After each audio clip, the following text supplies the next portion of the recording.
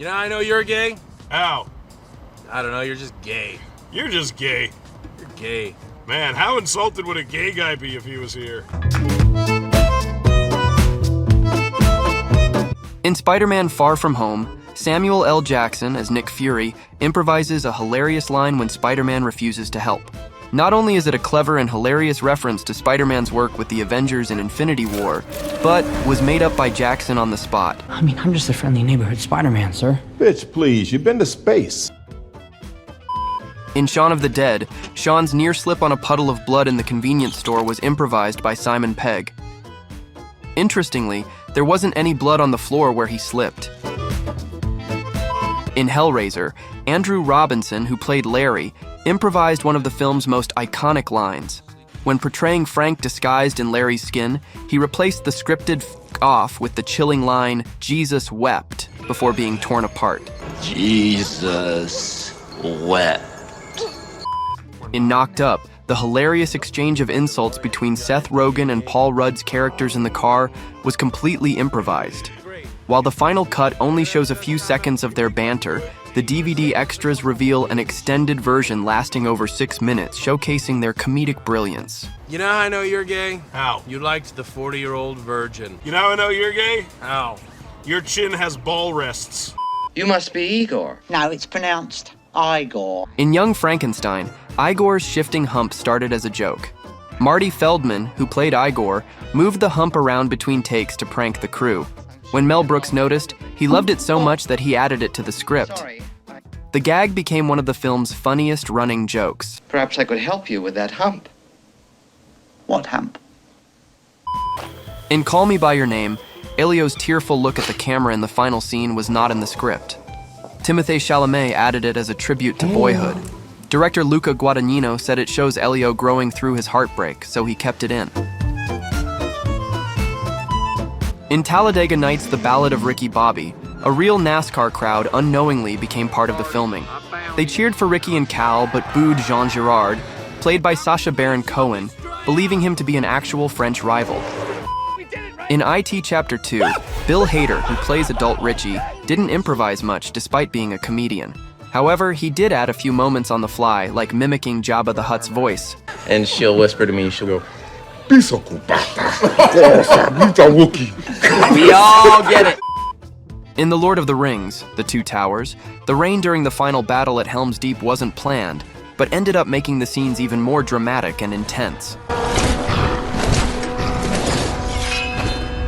In Star Wars Episode 5, The Empire Strikes Back, Han Solo's iconic response to Leia's "I love you" was improvised by Harrison Ford. I love you. I know.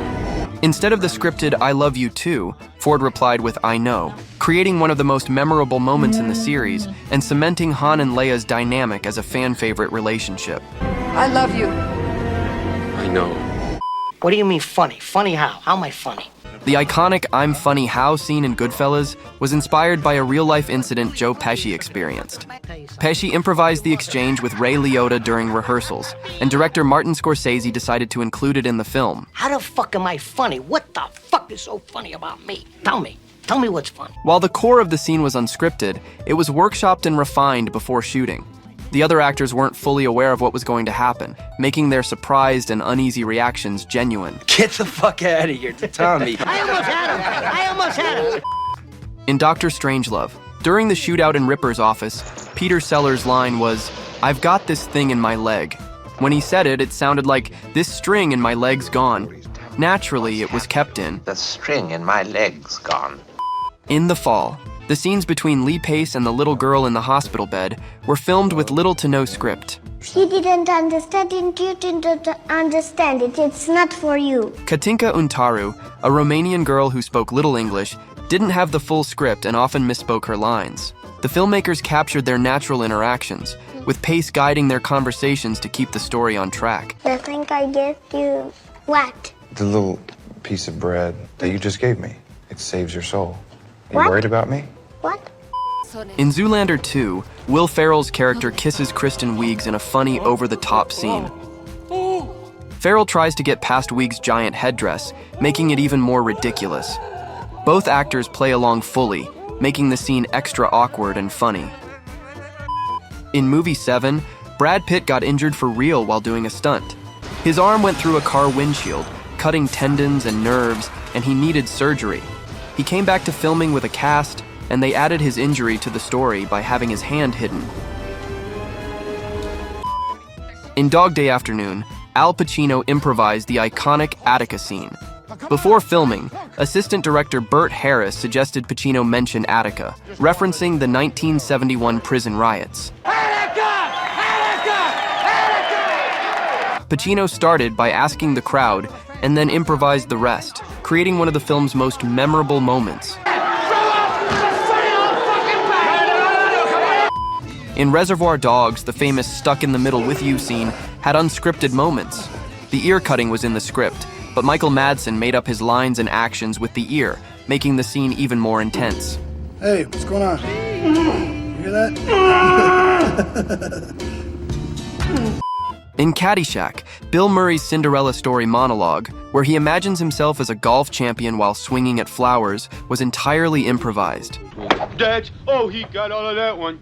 He's got to be pleased with that. The crowd is just on its feet here. Director Harold Ramis gave him just one prompt, asking if he had ever done imaginary golf commentary, and Murray turned it into one of the film's most memorable scenes. It looks like I'm a wreck. It's in the hole! It's in the hole! In Blue Streak, Dave Chappelle was supposed to cross-dress for a scene, but he refused to do it. As a result, the writers came up with a new scene where Martin Lawrence, playing a thief posing as an FBI agent, beats up Chappelle's character in front of the police to avoid being arrested. Maybe it's 50 now, because I need... The Carbonite scene in The Empire Strikes Back was created because Harrison Ford was unsure about returning for more Star Wars films. Instead of killing off Han Solo, they decided to freeze him in carbonite, leaving the door open for his return if Ford agreed to come back.